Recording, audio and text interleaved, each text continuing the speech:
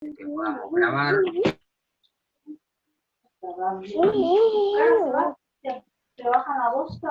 Y que les pueda compartir la charla que estábamos trabajando en la clase pasada. Así la continuamos. La comida que dejamos. Bueno, ahí igual se va a ir grabando. Así que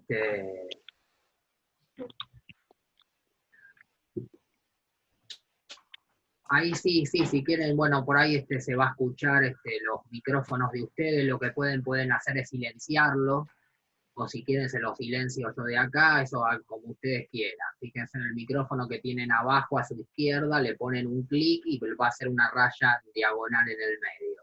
Eso quiere decir que se silenció. O lo pueden prender cuando si quieren hablar, no hay ningún problema.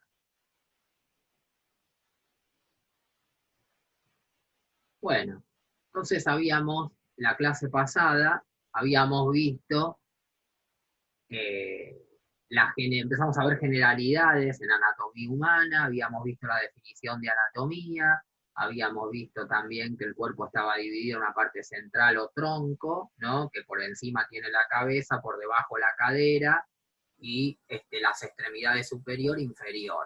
A través de la cintura, como es la cintura escapular, unimos el miembro superior al tronco, y a través de la cintura pélvica, que es la pelvis, unimos el tren inferior al tronco.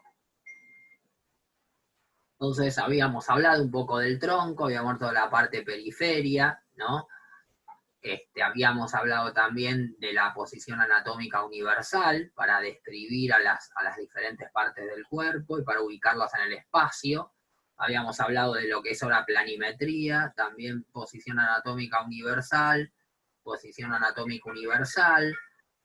Habíamos también hablado de diferentes terminologías en anatomía, medial, lateral, superior, inferior, anterior, posterior.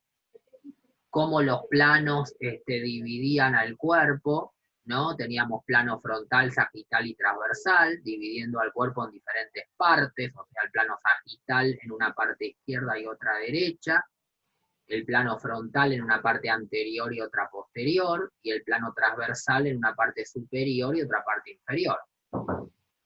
Y ahí que cada plano, a cada plano le correspondía un eje. El eje tiene más que ver hasta con el movimiento articular.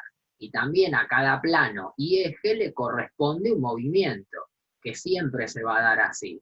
O sea, todos los movimientos de flexo-extensión del cuerpo se van a dar en el plano sagital, eje transversal. Así como todos los de abducción y aducción se van a dar en el plano frontal, eje anteroposterior. Y así como todos los movimientos rotatorios del cuerpo se van a dar en el plano transversal o horizontal, como dice acá, transversal lo mismo, eje cefalopodal o longitudinal, que es lo mismo. Acá pueden poner longitudinal. Perdón. ¿Me puedo hacer una consulta o un comentario? Dale. ¿Podemos quedar, o sea, a modo de, para que todos nos pongamos de acuerdo, que el plano horizontal, o sea, decirlo horizontal a ese plano para no confundirlo con el eje transversal? El eje transversal, decís vos. Claro, porque, o sea, para no usar la misma palabra para el plano horizontal, que usted dijo que, o sea, horizontal también se puede llamar, para no confundirlo con el eje. Claro, una cosa es el plano. Ah, está bien. Sí, perfecto. Eje, lo que pasa es que el eje, claro, el eje sería o sea, en el plano transversal, el eje es el longitudinal. Entonces, para no confundirlo, podemos quedar así. Sí, eso lo pueden poner ustedes como ustedes quieran, podemos armar. Generalmente es el plano transversal. Acá dice horizontal, pero en realidad se le llama transversal. Entonces, la mayoría de los libros lo van a ver como transversal. Y al eje lo van a ver como longitudinal, ¿no? En lugar de cefalopodal. Pero sí, quedamos como ustedes prefieran. No hay ningún problema en eso. Perfecto, gracias. De nada. Entonces, creo que estoy por ver si puedo poner mi cámara, porque de alguna manera si tengo que hacer alguna seña, me va a A ver, acá.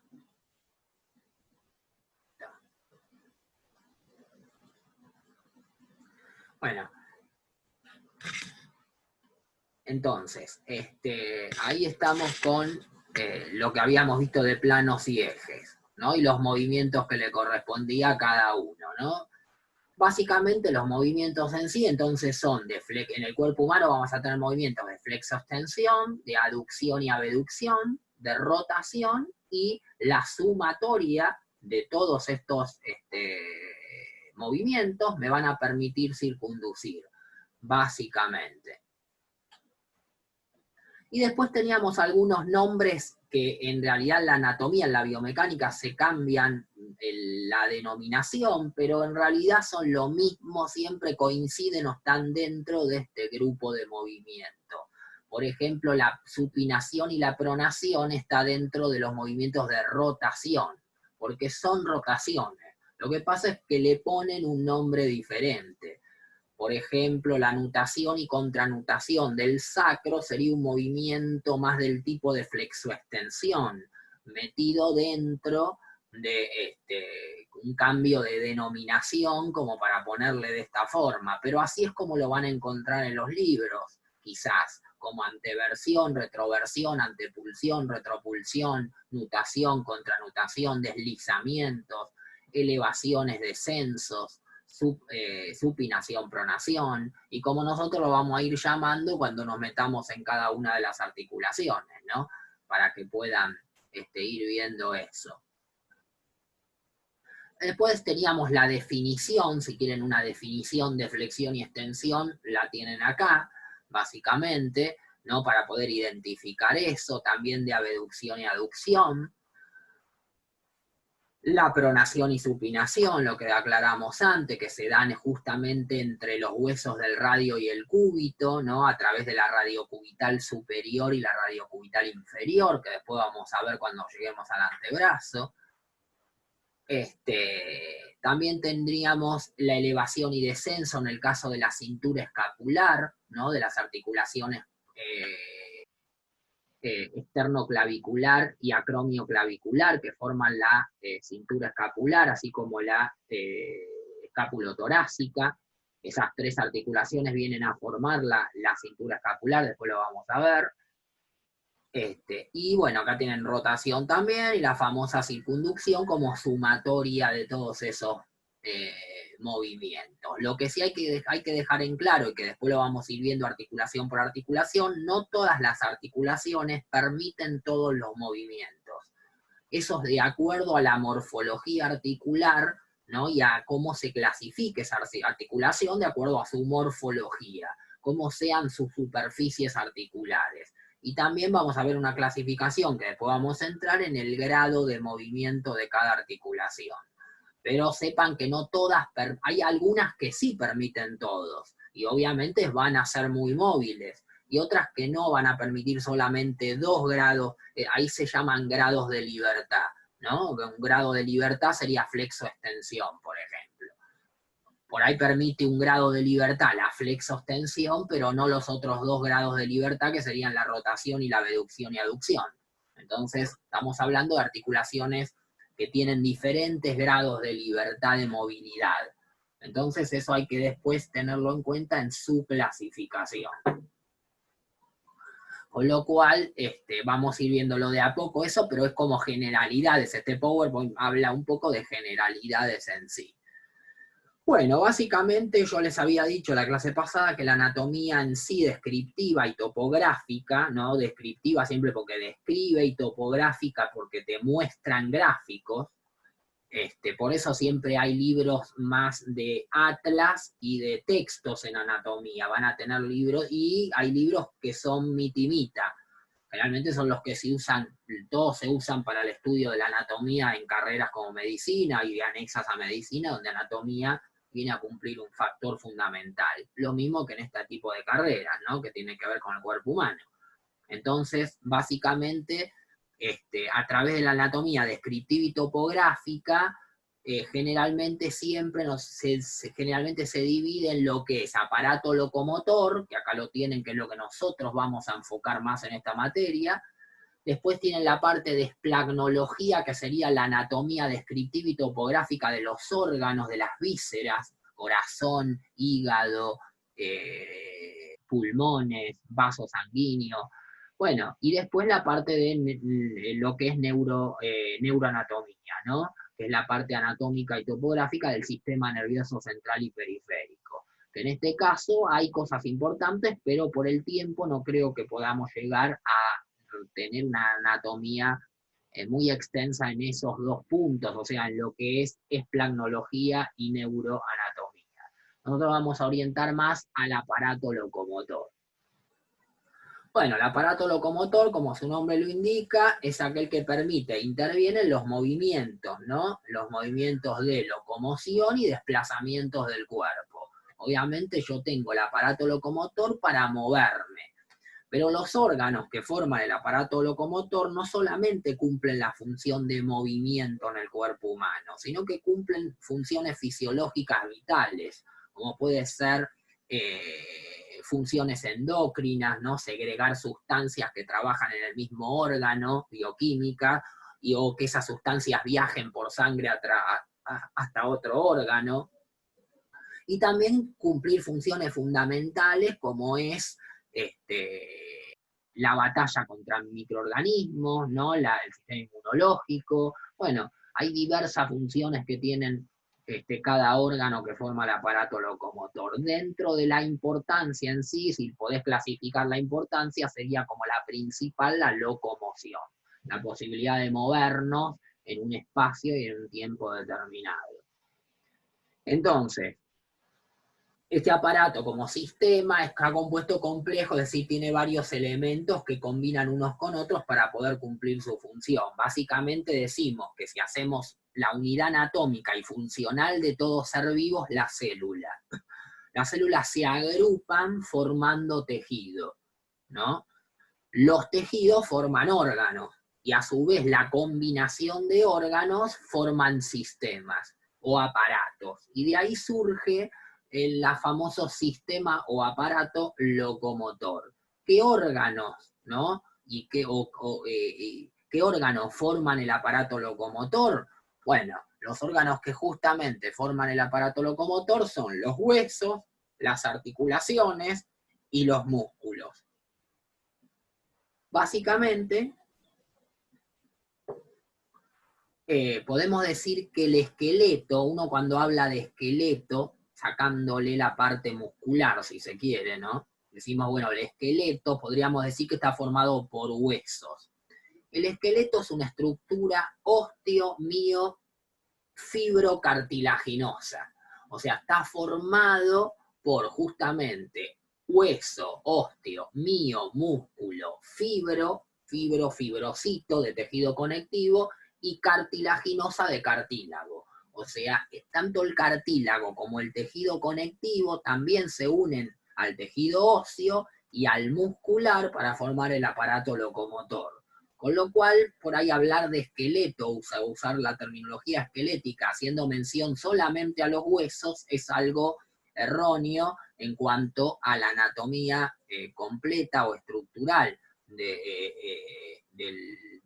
lo que sería el esqueleto, ¿no? Es un sistema osteo-fibro-mio-cartilaginoso, o sea, tengo que tener en cuenta todos los tejidos que forman esos órganos.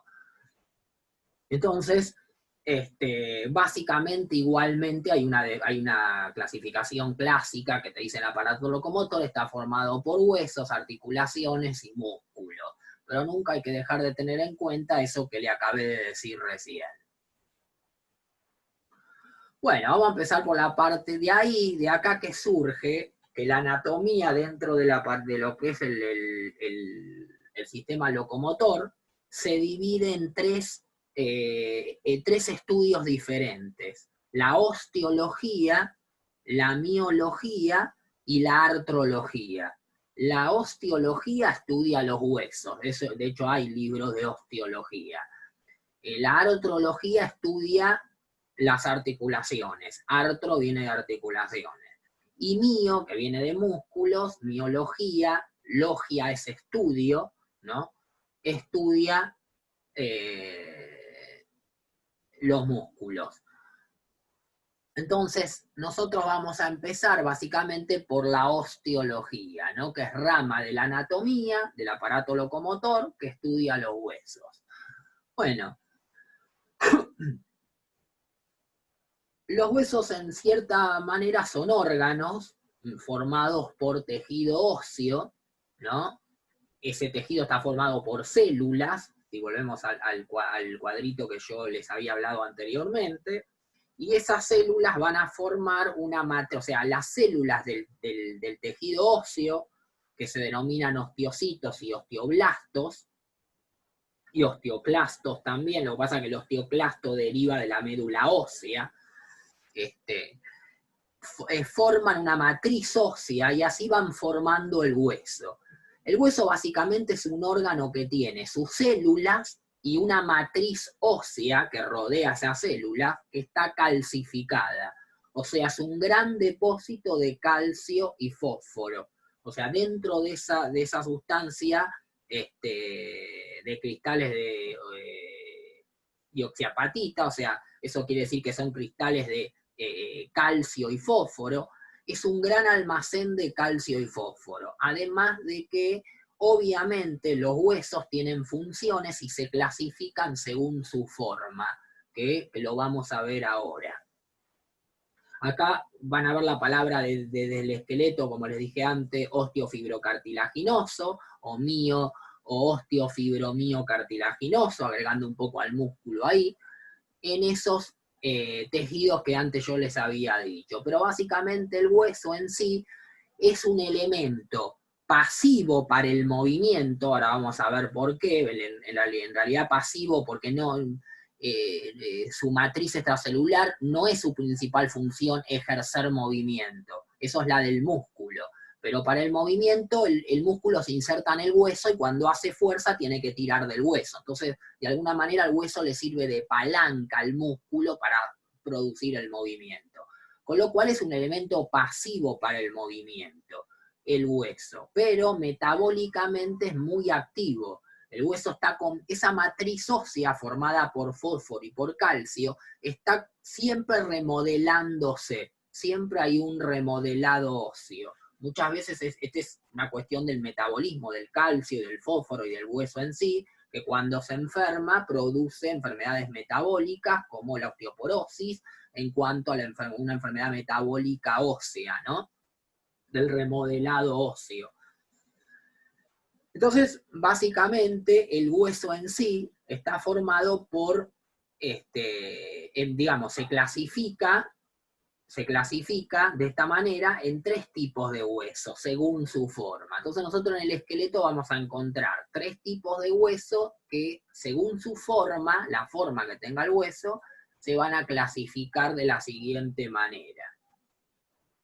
Primero vamos a tener a los huesos largos, ¿no? Donde en el hueso largo la clasificación según su forma es clasificarlos de acuerdo a su ancho, su largo, su longitud, su anchura y su espesor, ¿no? Su superficie. Entonces, en los huesos largos, como la palabra se los dice, lo que va a predominar es su longitud más que su ancho y su espesor, o su superficie. Con lo cual vas a encontrar un hueso largo, va a predominar mucho en las extremidades, por ejemplo, acá estamos en un ejemplo como por ejemplo el fémur, ¿no? El fémur como es un hueso largo, ¿por qué? Porque básicamente predomina su longitud por su ancho y su espesor en sí, su superficie no es tan grande, salvo en los extremos, tiene más superficie que en la parte central, pero esos son los huesos largos, predominan generalmente en las extremidades, y su principal función de los huesos largos es servir de palanca para los movimientos, ¿no? Esa es su principal función de los huesos largos, servir de palanca para los movimientos. Con esto no quiero decir que tampoco cumple otras funciones, ¿no? Obviamente también cumple la función, pero la principal función es servir de palanca para los movimientos, hablando del movimiento en sí. Y predominan en las extremidades, ¿no? Predominan tanto en las cinturas, puede ser escapular, no tanto en la pélvica, no, la pélvica son huesos planos, pero va a haber en la cintura escapular sí hay algunos, pero predomina básicamente en las extremidades, o sea, húmero, radio, cúbito, fémur, tibia, peroné, todos esos son huesos largos. Entonces, después tenemos los cortos, donde lo que predomina en el hueso corto es básicamente el ancho por el largo y el espesor, o sea, son más anchos, siempre se los relacionan como un cubo a los huesos cortos, ¿no? Un cubo con 6 lados, ¿no? Entonces, imagínense un dado siempre, y un hueso corto tiene más forma de dado que otra cosa. ¿Por qué son así? Bueno, principalmente van a predominar tanto en la muñeca como en el tobillo, ¿no? Y justamente están en lugares donde existe mucha presión, fuerzas de presión. Obviamente porque tienen una gran resistencia a la presión, ¿no? Por ser obviamente huesos cúbicos. Y justamente fíjense que en el tobillo es donde mayor presión soporta el cuerpo, porque de alguna manera en bipedestación estás volcando todo el peso del cuerpo hacia los tobillos, hacia los pies que están en apoyo. Lo mismo que en las manos primeramente, bueno, durante el gateo, cuando el chico nace, empieza a gatear, ahí apoya más sobre las manos y las muñecas. Después con la bipedestación, las manos quedan libres como herramientas para el trabajo mecánico y dejan de sufrir diferentes presiones en la muñeca. Yo ya no soporto gran presión con la muñeca, pero si yo quisiera hacer fuerza con la mano, necesito presionar algo, una pared o algún elemento, o apretar un elemento, siempre voy a hacer fuerza, y en ese sector de la muñeca tengo que poner huesos cortos que absorban mucho más esa fuerza de presión. El hueso de por sí es una estructura que está, eso no sé si se los dije antes, pero está sea corto, plano o largo, es una estructura que está adaptada para soportar presiones, para transmitir fuerza. Pero no es rígido, es flexible, es semirrígido, o sea, tiene algo de flexibilidad y está muy adaptada para transmitir las fuerzas de tal manera que las disipa para no soportarlas en un punto único, digamos, ¿no? Ahora después vamos a dar un ejemplo de eso. Quizás acá por no tener pizarrón, se me complica más solamente en la charla o en el dibujo, en el PowerPoint de por ahí graficárselos, pero tiene trabéculas, que son espacios entre la matriz, digamos, espacios de la matriz extracelular y la célula, que eso permite que las fuerzas sean disipadas de forma repartida de tal manera que lo que podría llegar a ser mucho más eficiente para repartir las fuerzas de compresión. Y también las fuerzas de fricción, de sillaza, como le dicen, ¿no? De fricción entre una superficie y otra. Con lo cual, eso no sé si lo había comentado, es muy importante dentro de la función de los huesos. Los huesos cortos son aquellos que de alguna manera sirven para soportar presiones. Acá los vemos en 8 huesos de la muñeca, para ir cerrando esta parte de la charla. Ven, en la muñeca tienen huesos cortos, están ubicados en hileras, como se dice, hileras medio relativo, ¿no? En estos huesos que tienen su nombre, que después lo vamos a ver, ¿no? Que son escafoide, semilunar, piramidal, pisiforme, trapecio, trapezoide, grande, ganchoso, tienen su nombre, esos 8 huesitos de la muñeca, así como los del tarso. Tarso siempre recuerden que tiene que ver con la parte del talón, y carpo tiene que ver con la muñeca. Cuando hablamos de huesos del carpo, hablamos de estos 8 huesos de la muñeca. Si hablamos de huesos del tarso, hablamos huesos del talón, ¿no? Finalmente son huesos cortos. Fíjense que si bien no es un dado morfológicamente como es el dado, pero tiene su forma hacia cúbico. Entonces eso lo hace ser muy resistente a las presiones. yo tengo que poner las dos manos y hacer presión contra la pared, el hecho de tener ahí en la muñeca estos huesos cortos me permiten a mí disipar mejor las presiones, ¿no? Pero eso no implica que no se puedan fracturar, que no se puedan lesionar, que no pueda haber una luxación, una infección o lo que fuese, ¿no? Obviamente soportan presiones como todos los huesos, más que los largos y que los planos, pero están ubicados en esos lugares estratégicos donde el cuerpo humano tiene que soportar más peso. Bueno, vamos a dejar acá, dejo grabada esta presentación y ahora nos volvemos a conectar 16:45, gente, a la otra charla, si la hacemos en tres charlitas como la otra clase. Les dejo grabado esto ya. Ahí sí, espérame que ahí cierro esto acá y voy ahí al levantar la mano. Sí, decime. Habilitate si querés el micrófono.